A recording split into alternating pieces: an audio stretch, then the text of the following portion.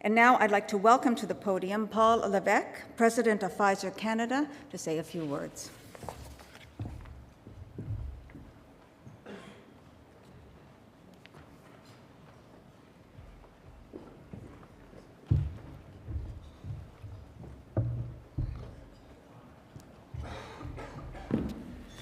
Thank you, bonjour, and welcome. Pfizer Canada est heureuse de parrainer cette extraordinaire conférence. C'est pour nous un très grand honneur de nous associer à un invité de si grand prestige. You will be hearing about Mr. Tony Blair's impressive list of accomplishments shortly. But first, I would like to take this opportunity to tell you why we at Pfizer chose to support this event.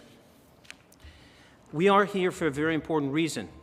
Malaria continues to claim more than one life every 30 seconds. While virtually no one from North America is stricken with this awful disease, in the past decade, more people have died from malaria than died in the Second World War. Malaria steals lives, devastates families, cripples economies, and ruins nations. It is also one more factor that worsens the divide between rich and poor nations. To say that conquering malaria is a purely medical imperative, if we can just find the right treatment, fails to do justice to the magnitude of the crisis. It is also a moral imperative and a political one. This is why the work of the Tony Blair Faith Foundation and the Belinda Stronach Foundation is so important and so urgent. Building up resistance to malaria comes in part from breaking down barriers to action by encouraging communities to work together. However, while working together can take us to extraordinary places, it alone will not stop malaria. This is not a new and terrible disease we know little about. It's an old and terrible disease that is overwhelming the standard therapies. Just as we're all afraid of how influenza and SARS can mutate, so can malaria, and it's doing so with devastating efficiency. Despite increased distribution of insecticide-treated sleeping nets, despite more medications made available to millions more people, the fact is malaria is on the rise. Indeed, in some African nations, illness and death from malaria is up by 200 to 300%.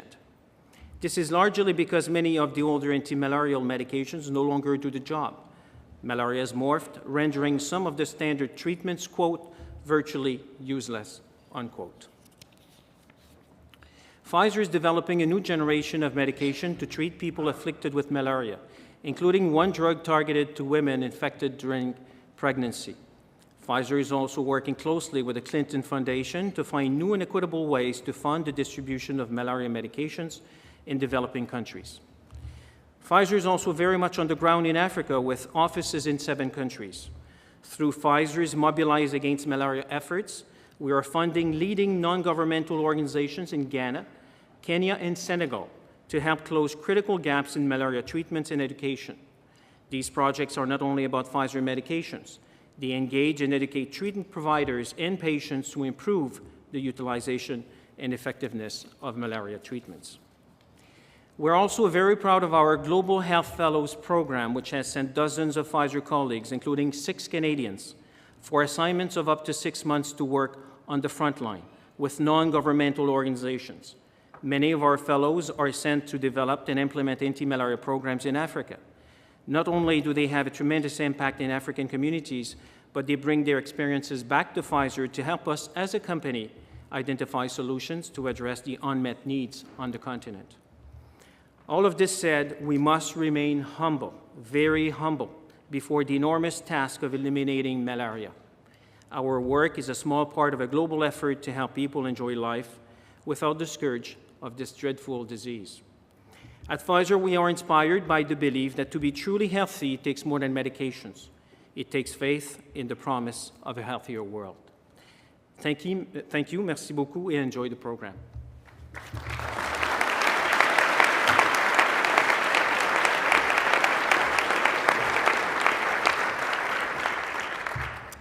Thank you, Monsieur Levesque, and thank you again to Pfizer for your support.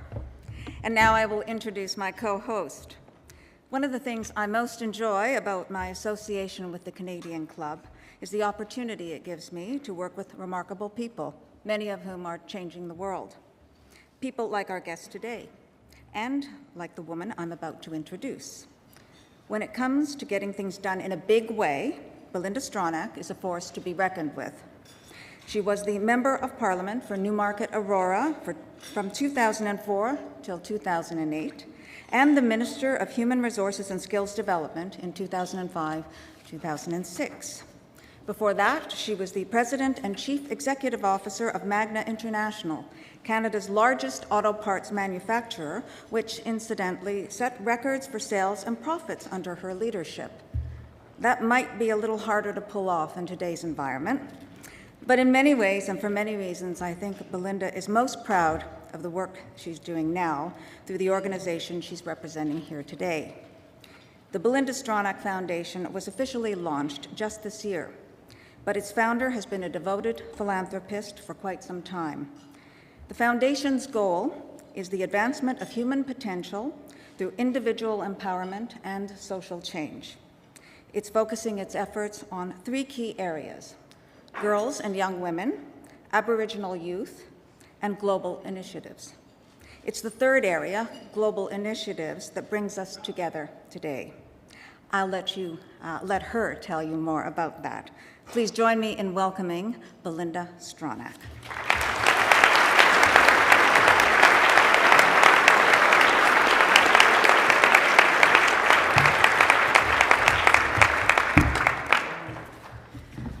Well, thank you, Helen, for those very kind words, and it's been a great pleasure to co-host this event with you, and you have an outstanding team and have made it very easy for us to be able to do this together with you. And I'd also like to thank you, thanks to Pfizer for being the major sponsor of this event, and we greatly appreciate that, and also the Toronto Star for being our media partner and helping us to get the word out. My job is now to introduce our guest of honor.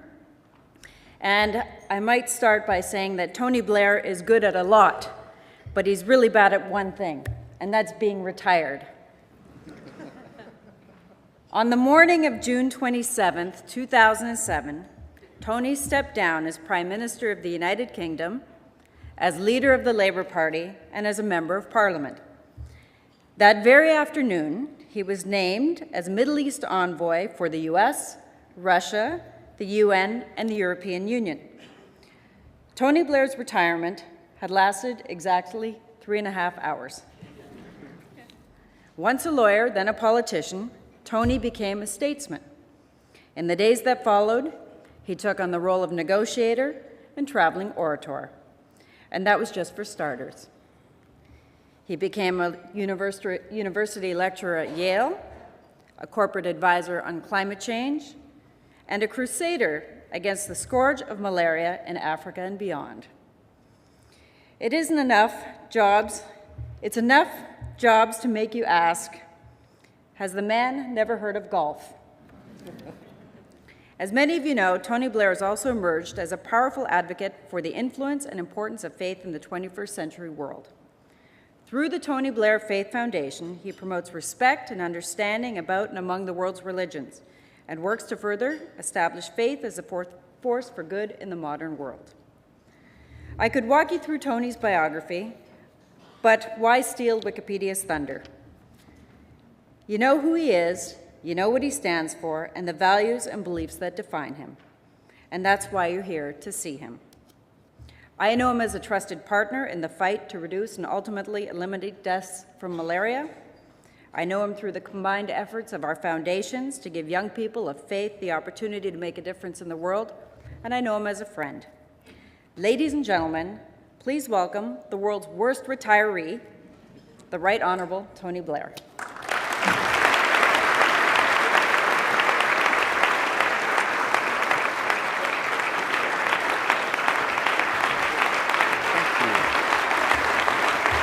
Thank you very much.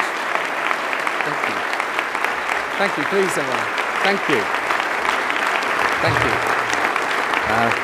Thank you very much. Thank you. Thank you. Thank you. Ruth. Thank you.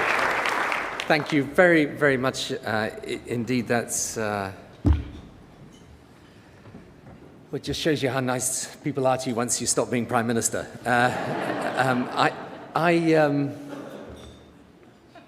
I'm absolutely thrilled to be here in sunny Toronto.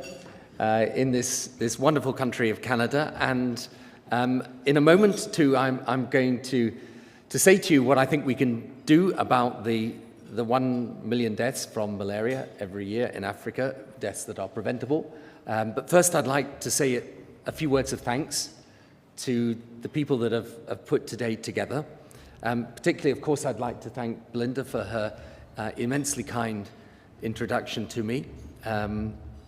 Belinda, one of the actually advantages of retirement from the front line of politics, and well, Belinda, I think she only lasted 4.5 years in that particular milieu before she realized it was much more sensible to be back out of it. One of the great things is that you get to meet some remarkable people that you didn't get the chance to meet whilst in office. And I can truly say to you that Belinda is one of the most remarkable people I have met. She is a deeply committed and dedicated person, as well as a successful entrepreneur, and I think you in Canada can be very proud of her. So,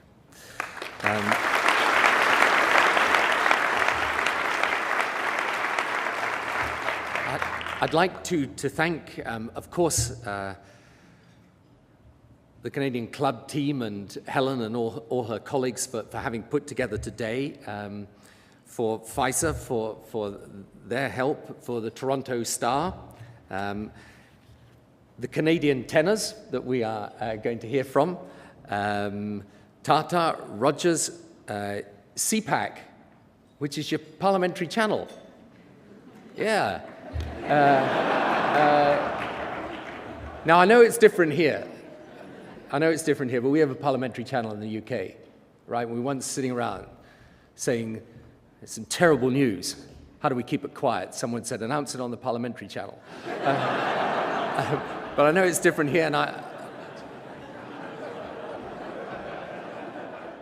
sorry, the reviewers there of CPAC saying, what a cheek guy coming over from the UK. Who do they think they are?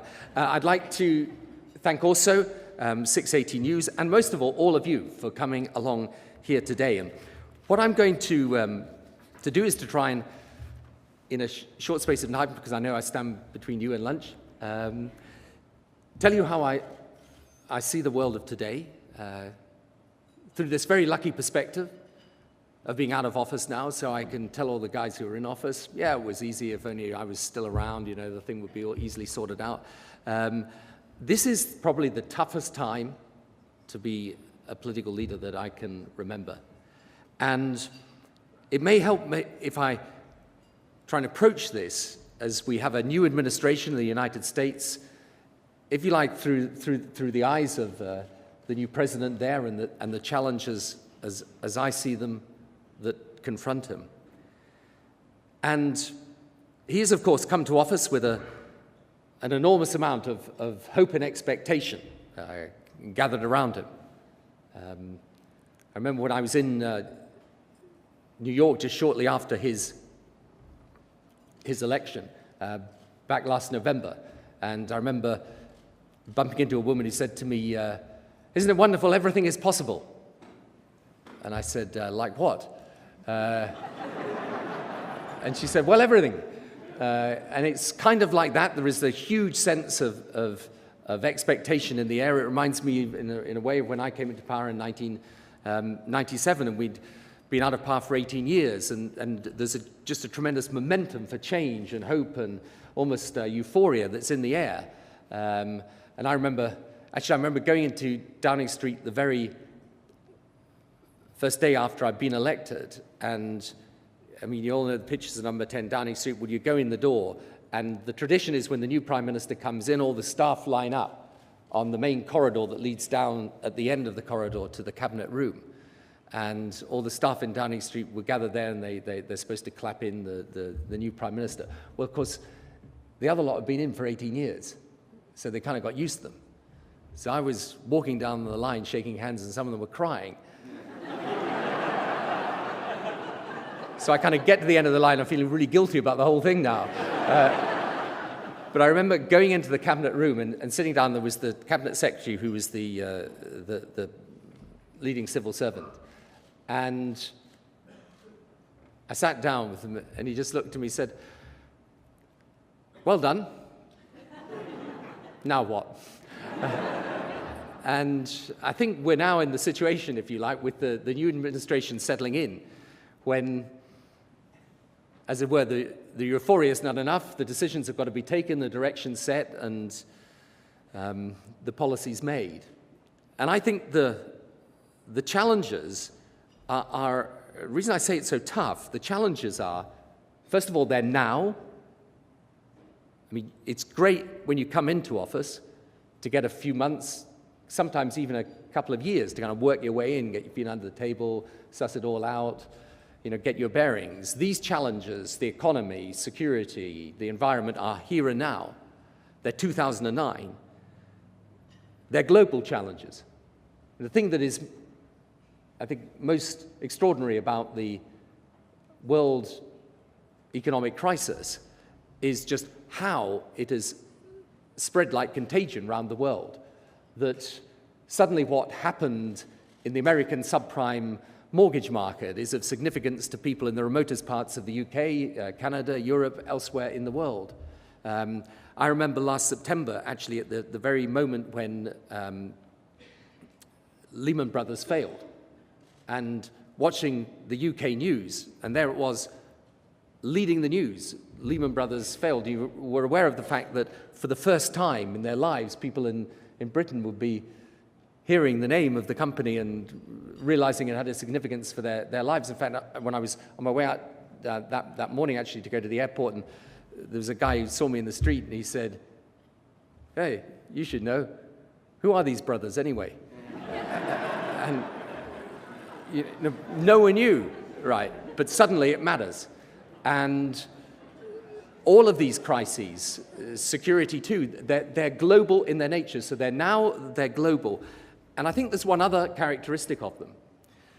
They actually, in a profound sense, pose a challenge to us about our system and even our way of life. So if you take the economy, the issue is, given the size and scale of the economic tsunami, if you like, that has hit us, what is it that we need to change about our economic system?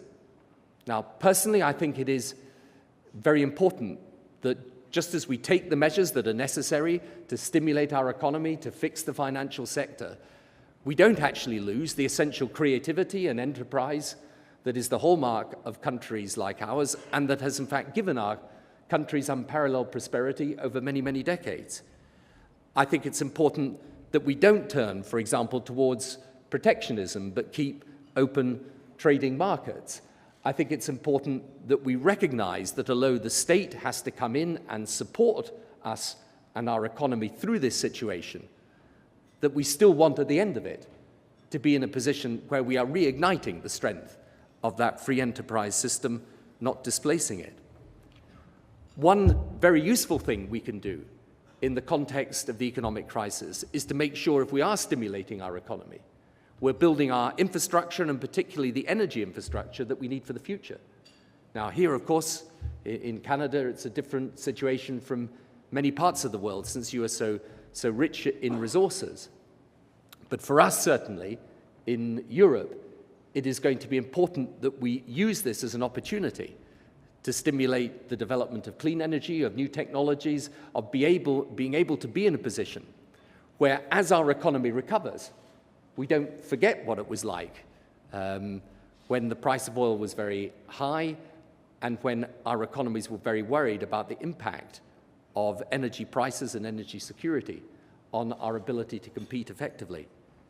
So I think over the next period of time, there will be a concentration, of course, by the new American administration, by everybody, on trying to sort out this global economic crisis.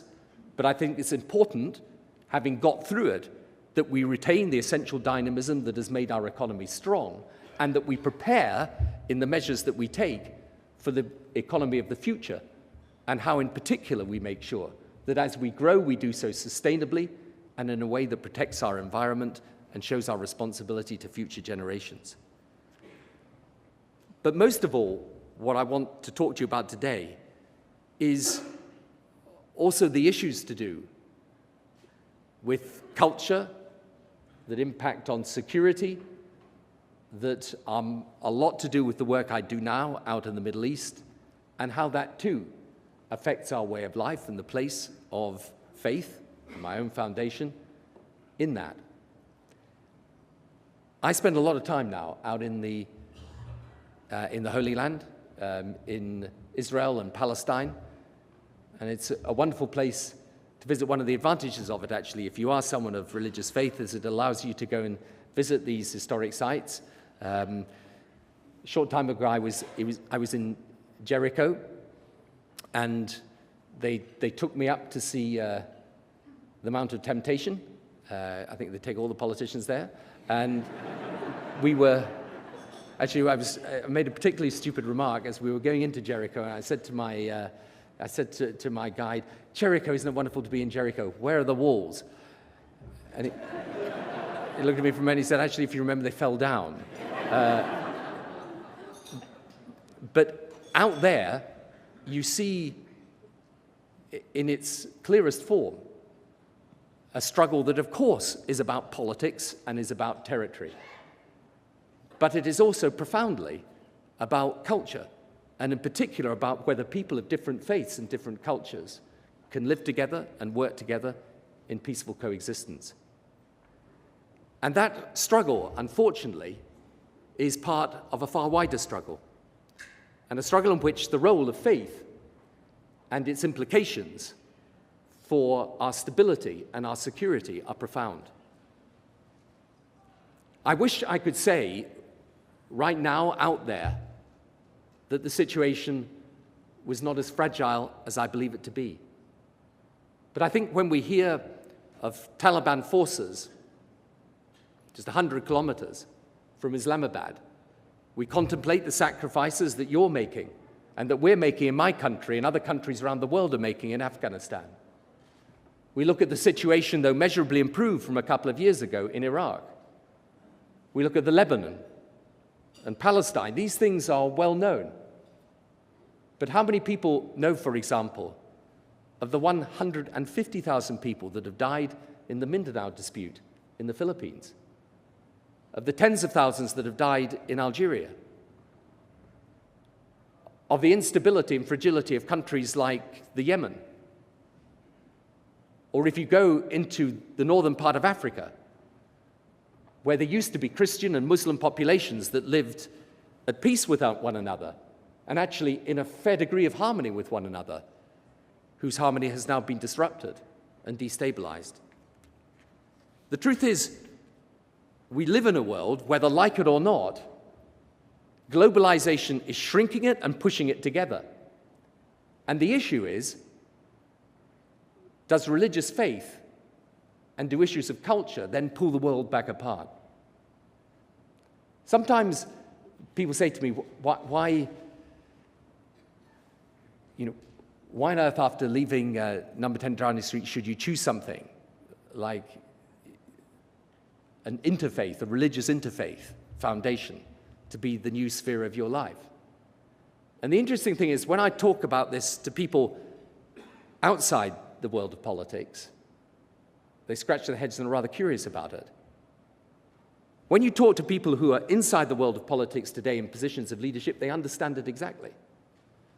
And they understand it because we know, as political leaders, having been engaged in the events of the last 10 or 15 years, that unless we can create a situation in which people of different cultures and faiths can live together peacefully, can learn to respect, not just tolerate each other, but respect each other, then it's going to be very hard to resolve those questions of conflict and security that confront us.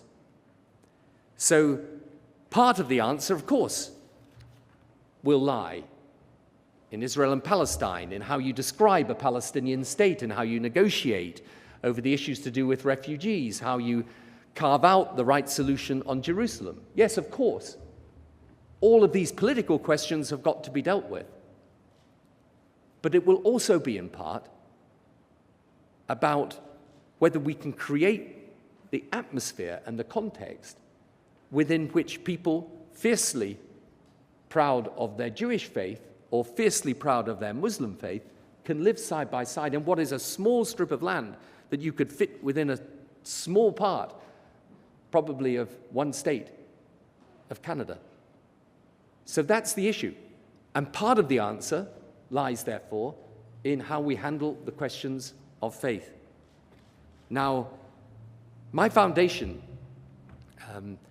is about the Abrahamic faith, but it's actually broader than that. So we deal with the three Abrahamic faiths: Judaism, Islam, Christianity, but we also deal with Hinduism, Buddhism, Sikhism. And the purpose of the foundation is to have better education so that people understand more, because where there's understanding, there is more likely to be harmony and peace, and where there is ignorance, there is more likely to be fear and conflict. Part of it, however, is about action. It's about saying there'll be all sorts of doctrinal disputes and theological questions that people of faith can engage in. But actually what would be most important is if the people of faith can put those to one side for a moment, accept that I will remain a Christian, a Muslim will remain a Muslim, but ask what we can do together as people of faith to make the world better. In that same visit that I made to Jericho,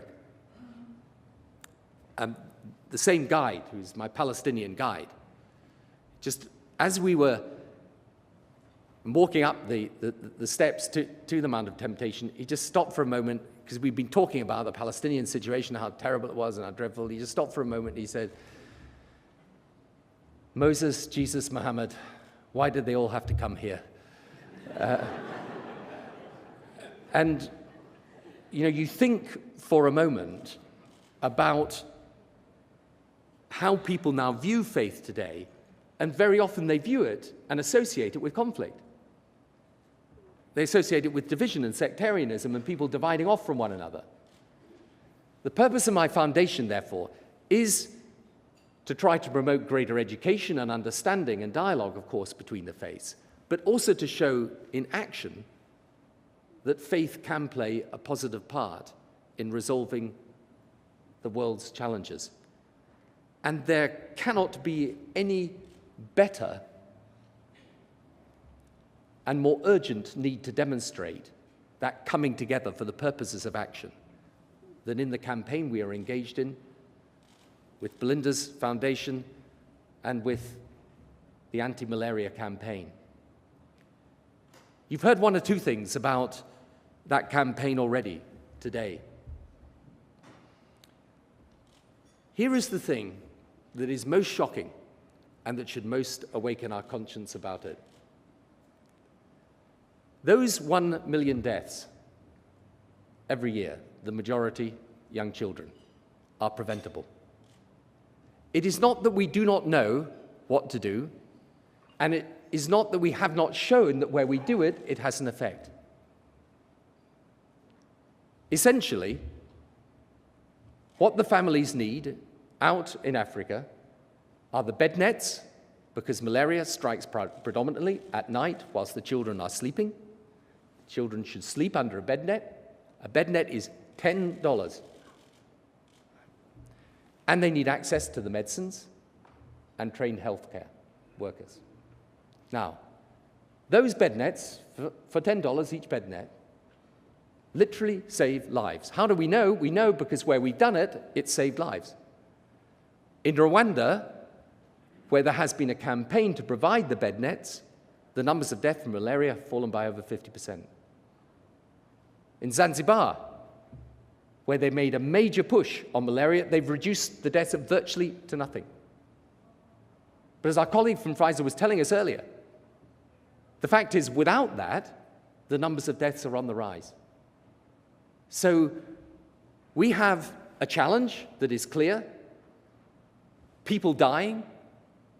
Even during the course of our gathering here today, there will be those that have died from malaria.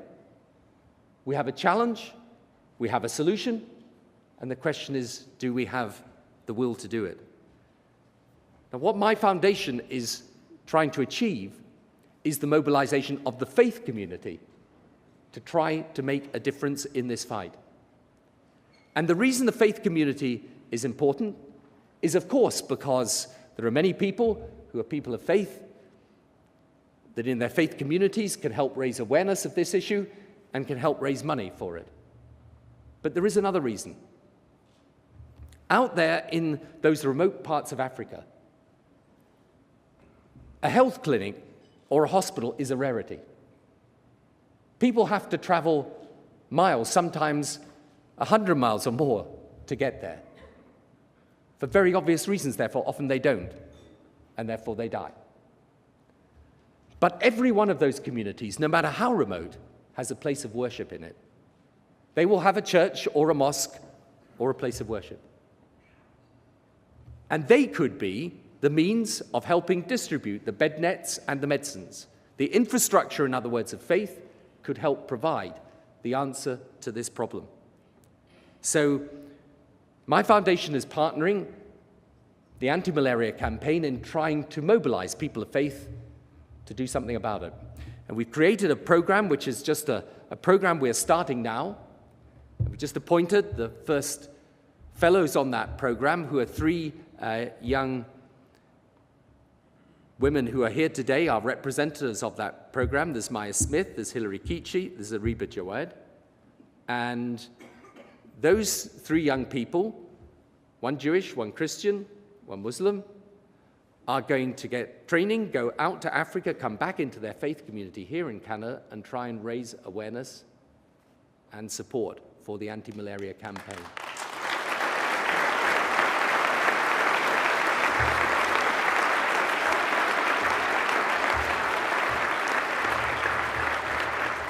And yesterday I met the faith leaders from Canada, including people from the Aboriginal community, and we agreed that we would do all we could to mobilize support amongst the faith community here in Canada to try and deal with this issue of malaria.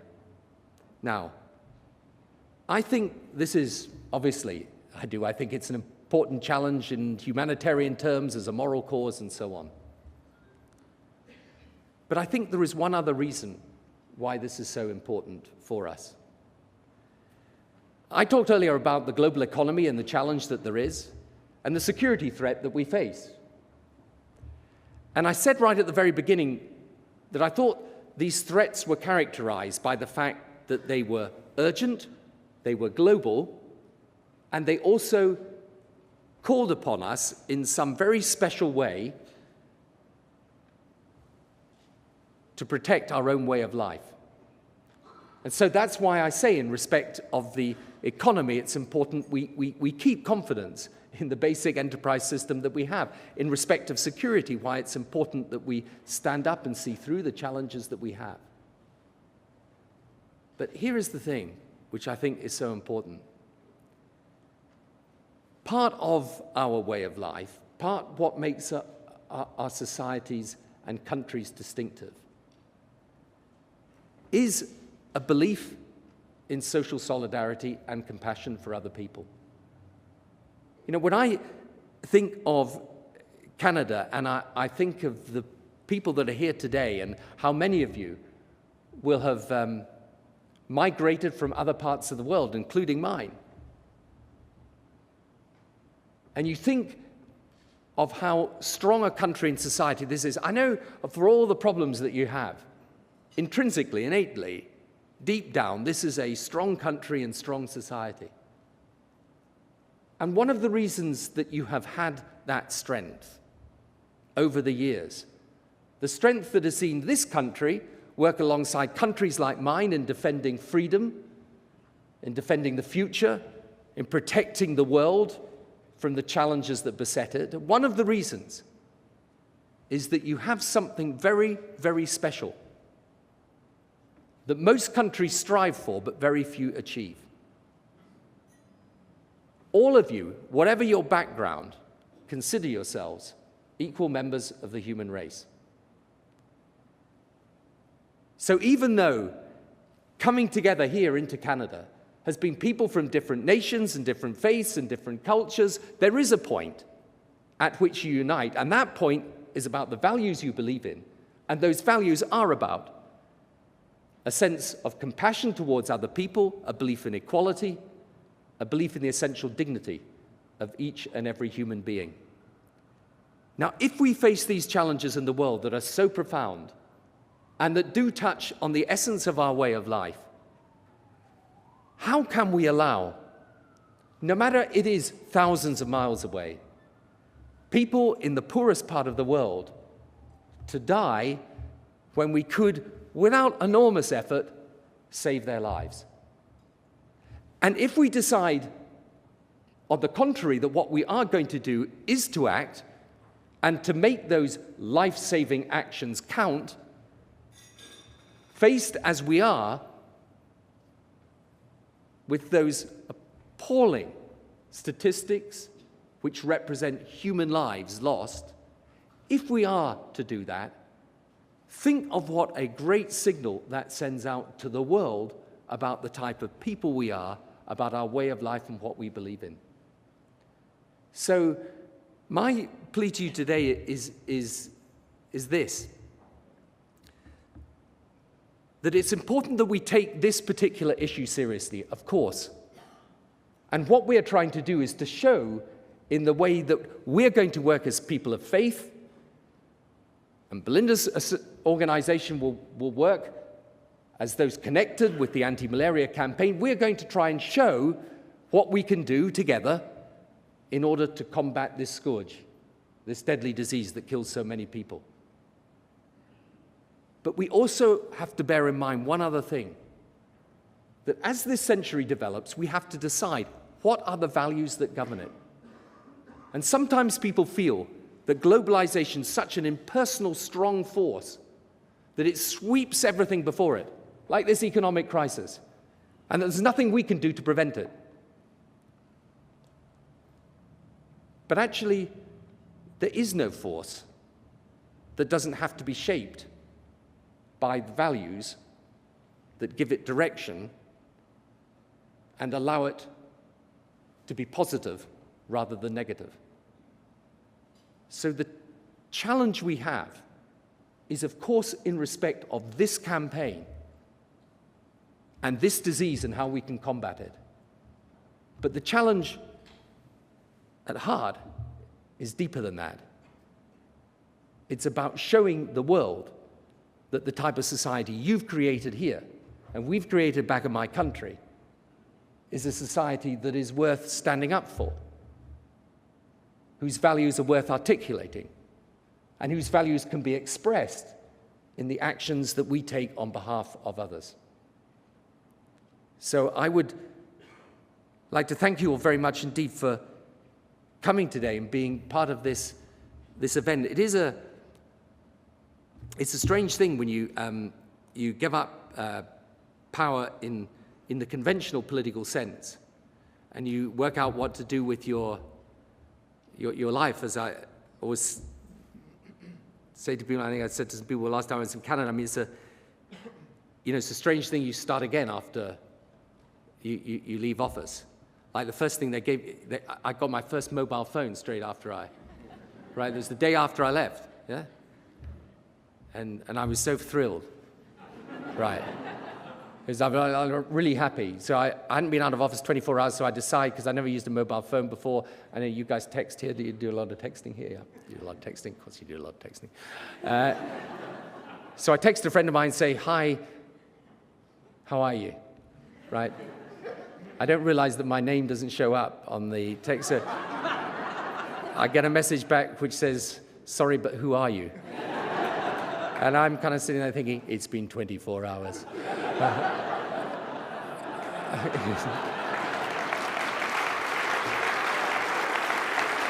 So you get used to putting all the power to one side, but the passion doesn't go. And my passion today is to try and make a difference, and I want to do that through my Faith Foundation, but I want to do that also to fight malaria, but I want to do that also because I think our way of life is actually, for all its faults and all its challenges, worth standing up for, worth believing in, and worth trying to persuade others of the virtue of. And there's only one way to do that, and that is not showing it in words, but showing it in deeds. And that's why I ask you to help me do so. Thank you very much indeed.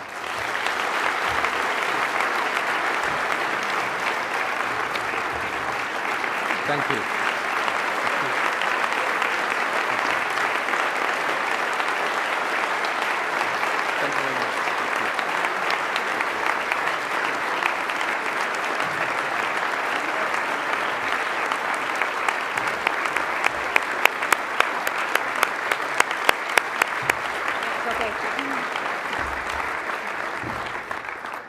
I'd like to call on John Capobianco, President-elect of the Canadian Club of Toronto, to offer official thanks on behalf of the Belinda Stronach Foundation and the Canadian Club.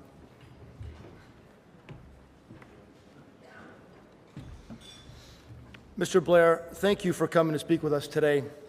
When I first heard about the launch of the Tony Blair Faith Foundation last year, frankly, I was amazed. After 24 years in politics and government, 10 of those as the UK's Prime Minister, you still had the ambition, the energy, and the faith to devote yourself to tackling some of the world's most pressing and pervasive problems. As Belinda mentioned, you didn't even take a vacation. Like Canadians everywhere, I'm sure you're proud that we and your young people were among the first chosen to participate with you in the Faith's Acts Fellowship. I don't think that choice was an accident. By joining the forces with Belinda Stronach Foundation, you've created a powerful conduit, a portal to access and mobilize one of the most generous and giving nations on earth. In 2004, the last year for which statistics are available, 85% of Canadians over the age of 15 had made a financial contribution to a charitable or nonprofit organization the previous year. Those donations totaled $8.9 billion. Most of that money, 45% of it, went to religious or faith-based organizations. Canadians are also consummate volunteers.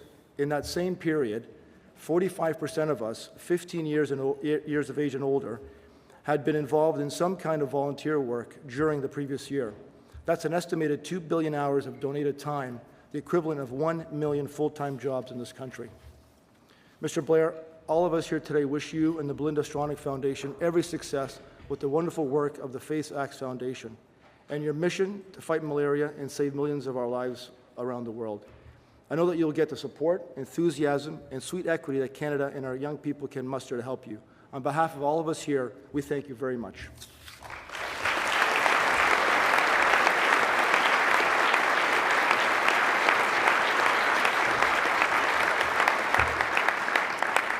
Thank you, John, and thank you once again, Mr. Blair. Before lunch, we are honored to have 4 special guests perform O Canada for us today. Please welcome Fraser, Remigio, Victor, and Clifton, the Canadian tenors.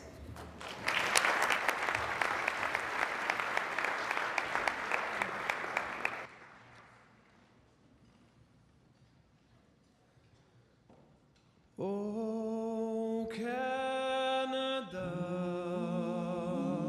our home and native land, true patriot love in all thy sons command,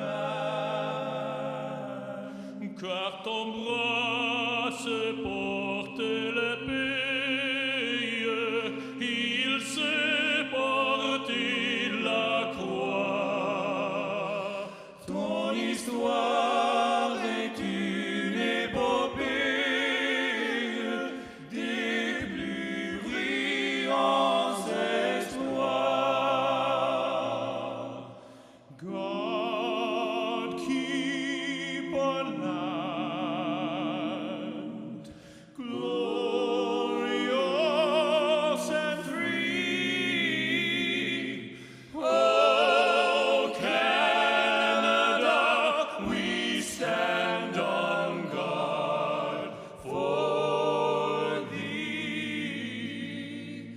Oh, Canada, we stand on guard for thee. Stand on guard for thee.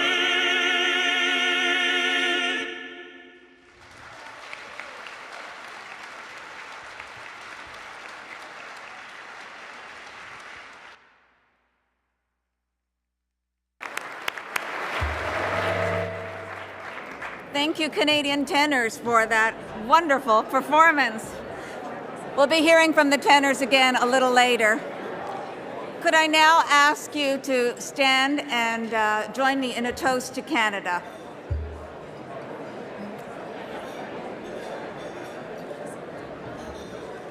To Canada.